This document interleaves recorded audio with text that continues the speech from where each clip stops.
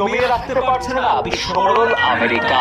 কয়েক দশকের কঠোর নিষেধাজ্ঞা আর পশ্চিমা চাপকে বৃদ্ধাঙ্গুলি দেখিয়ে তেহরান আজ এক অপ্রতিরোধ্য সামরিক শক্তিতে পরিণত হয়েছে।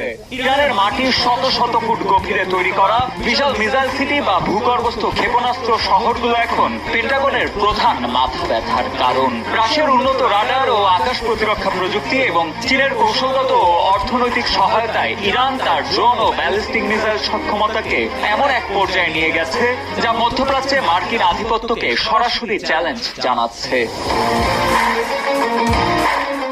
28 ফেব্রুয়ারি যুক্তরাষ্ট্র ও ইসরায়েলের যৌথ হামলার কয়েক ঘন্টার মধ্যেই ইরান দেখিয়ে দেয় তার বিধ্বংসী রূপ। একযোগে 5টি দেশে অবস্থিত মার্কিন সামরিক ঘাঁটিগুলোতে বৃষ্টির মতো ক্ষেপণাস্ত্র ছুড়ে ইরানের সশস্ত্র যোদ্ধারা। কাতারের আল উদেইদ, কুয়েতের আল সালেম, সংযুক্ত